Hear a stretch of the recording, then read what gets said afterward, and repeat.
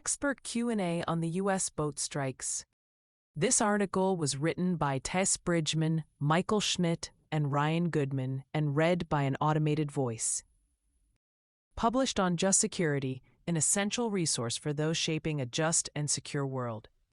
Is it legal to use lethal force to target suspected drug trafficking boats on the high seas or kill those on board? No.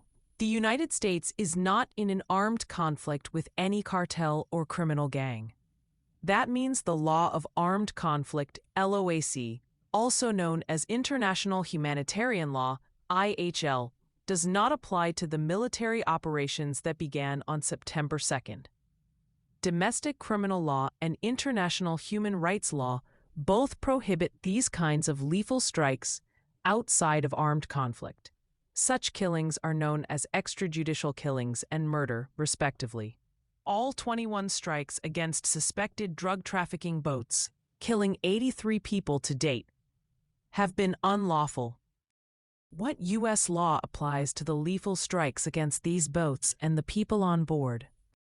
Normal peacetime laws apply, including federal laws prohibiting murder and conspiracy to commit murder. Under U.S. domestic criminal law, the unlawful killing of a human being with malice aforethought is murder, including when committed on the high seas. Note, that law also applies during armed conflict.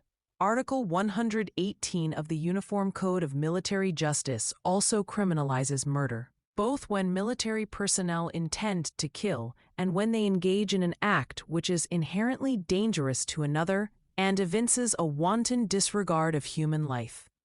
The provision applies overseas as well as during armed conflict when the death is not lawful under the law of armed conflict. These laws apply, depending on their role, to the individuals involved in ordering and carrying out the strikes.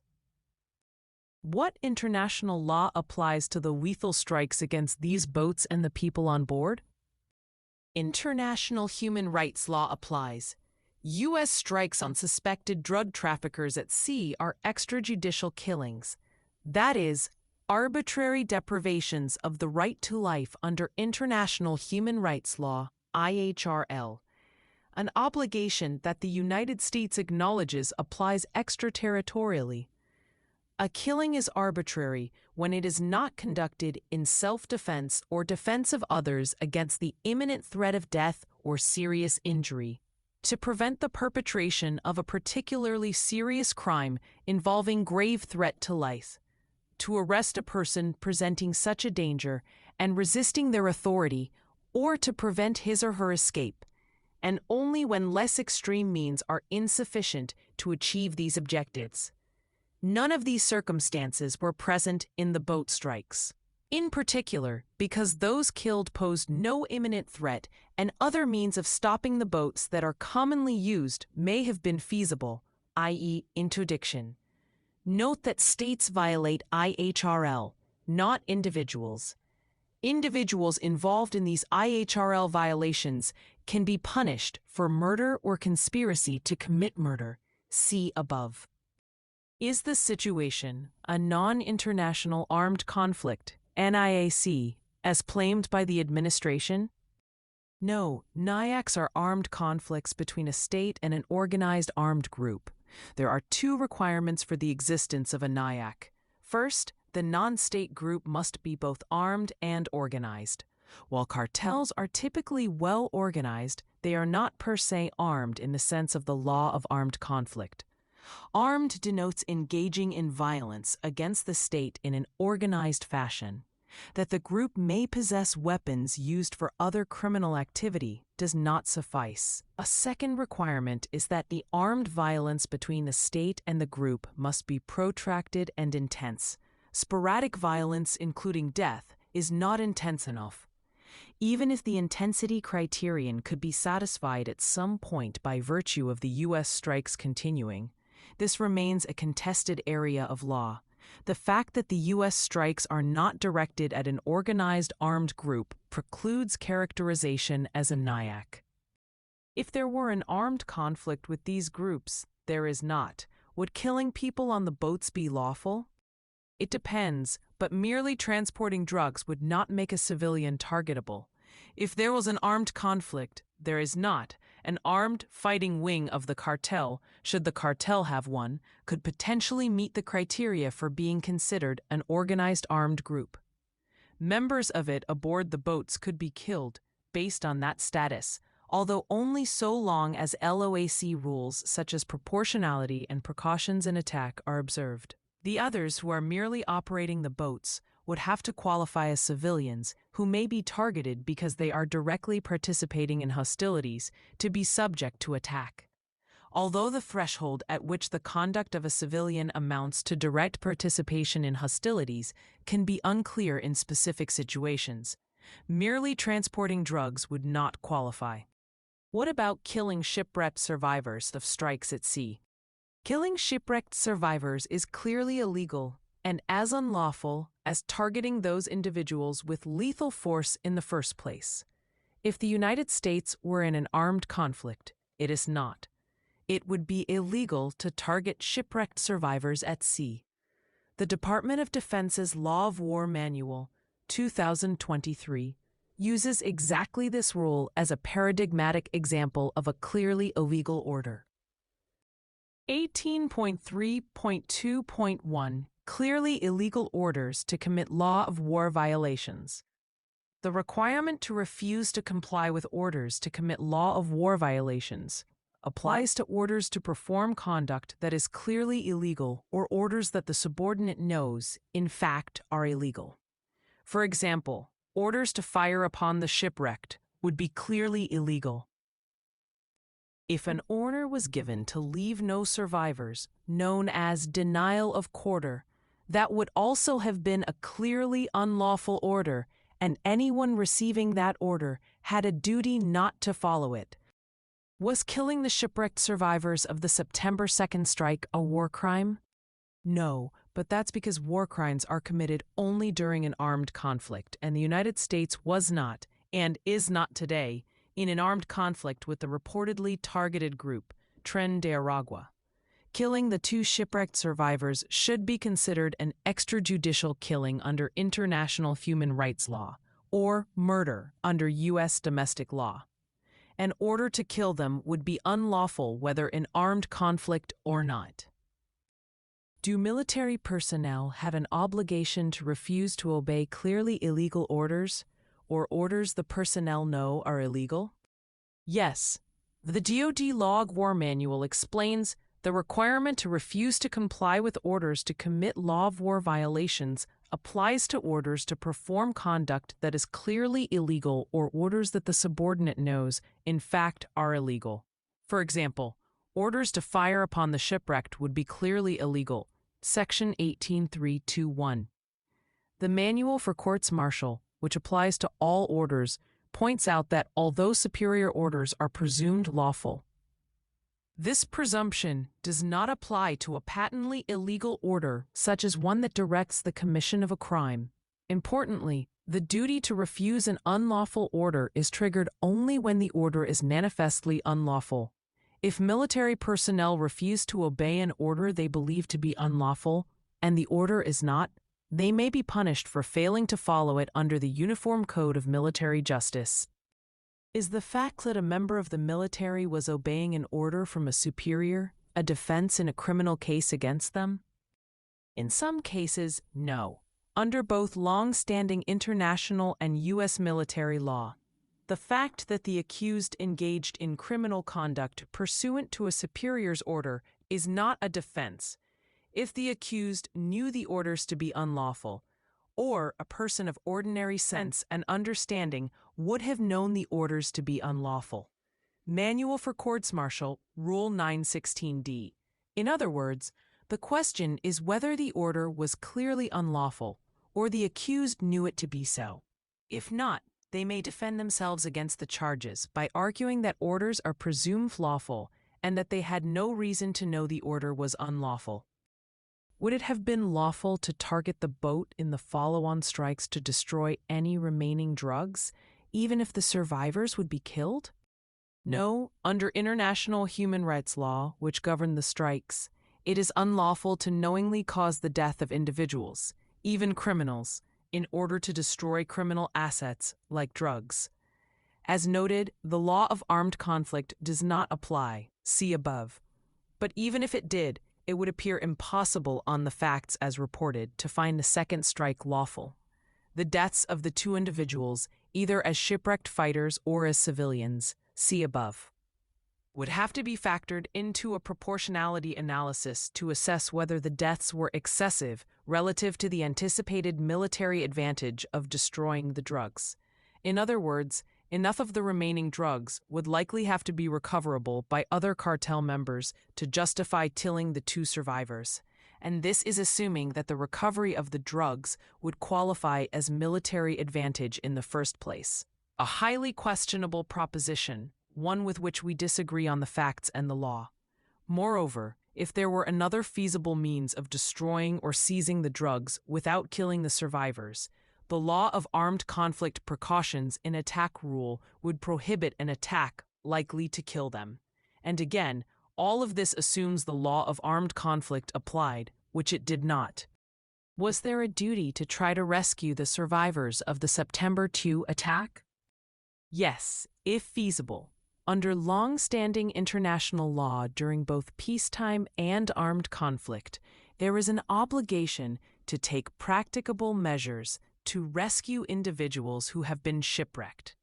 It is one reflected in both the law of the sea and the law of armed conflict. During peacetime, the duty is to proceed at all possible speed to rescue persons in distress, so long as doing so does not seriously endanger the ship or crew. Law of the Sea Convention, Article 98. This was the applicable obligation because the United States was not in an armed conflict. Nevertheless, even during armed conflict, according to the Navy/Marine Corps/Coast Guard Commander's Handbook on the Law of Naval Operations, following each naval engagement at sea, the belligerents are obligated to take all possible measures, consistent with the security of their forces, to search for and rescue the shipwrecked. Emphasis added. We note that the Department of Defense's Law of War Manual states, the obligations to search for, collect, and take affirmative steps to protect the wounded, sick, and shipwrecked are subject to practical limitations. 7.4.4. Has the United States violated the prohibition on the use of force found in Article 2.4 of the UN Charter by striking the boats? No, the prohibition applies only to using force against other states. The strikes are unlawful, but not as a violation of this UN Charter and customary law prohibition. A use of force against Venezuela, or within its territory but without its consent, absent an armed attack or imminent threat of one against the United States, would, however, implicate this prohibition. See below. Has there been an armed attack against the United States that would justify U.S. military force in self-defense? No. States may only use force in self-defense in response to an imminent or ongoing armed attack. UN Charter, Art. 51. Despite the Trump administration's claims, and even if all of the claimed facts were true, there has been no armed attack or imminent threat of armed attack by any drug cartel or criminal gang against the United States. Trafficking drugs into a country cannot alone constitute an armed attack that would trigger the right of self-defense in response. Therefore, the United States has no claim to use force in self-defense against any of these groups. Is the buildup of U.S. forces off the coast of Venezuela and threats to employ them against Venezuela lawful? No. Shows of force such as exercises are legal if designed to show resolve, as in the case of demonstrating a willingness to defend against an unlawful armed attack. But Article 2.4 of the UN Charter and customary law prohibits states from even threatening to use force unlawfully if the threats are communicated to the threatened state, coercive, and capable of being carried out. Senior U.S. officials, including the President, have openly and coercively suggested the forces could be used against Venezuela, and the U.S. military is obviously capable of mounting a large-scale attack against that state. since the United States has no legal basis for using force against Venezuela or any drug cartels operating there. See above. The buildup with the accompanying threats is unlawful. Would U.S. strikes on alleged cartel boats in Venezuelan waters or cartel facilities and personnel in Venezuela be lawful? No. Military operations in Venezuelan territory would be unlawful as a use of force against Venezuela in clear violation of the UN Charter, Article 2.4, and customary international law. Venezuela has not engaged in any activities that would qualify as an armed attack against the United States, the trigger for the right to use force against another state in self-defense. Nor have any of the cartels engaged in an armed attack against the United States, which, according to some states and experts, might open the door to operations against them on the basis that Venezuela is unwilling or unable to put an end to their hostile activities emanating from its territory. May groups designated as foreign terrorist organizations, FTOs, be targeted? No, not on that basis alone. An FTO designation does not authorize the use of force against the designated organization or its members. It carries non-lethal penalties, such as making members of the FTO inadmissible to enter the United States and allowing for its assets to be blocked. An FTO designation does not require or create a war or armed conflict between the designee and the United States, or any state, nor does it trigger any wartime authorities. In short, the administration's designation of certain cartels and criminal gangs as FTOs, or otherwise describing them as narco-terrorists, does not provide a legal basis for using force against them. Should the president ask for authorization from Congress to take these strikes? No, this is not a domestic law war powers issue, because the United States is not at war. While it is true that the president is acting on claimed unilateral constitutional authority alone, no declaration of war or authorization to use military force by Congress could make these strikes lawful. That's because, as described above, there has been no armed attack against the United States that could justify the resort to force in self-defense, and there is no armed conflict between the United States and any cartel or criminal gang. So while it is alarming that the executive branch is claiming authority to engage in a campaign of extrajudicial killings outside of armed conflict, there is no congressional action that could make those killings lawful. May other states assist the U.S. military operations targeting suspected drug trafficking?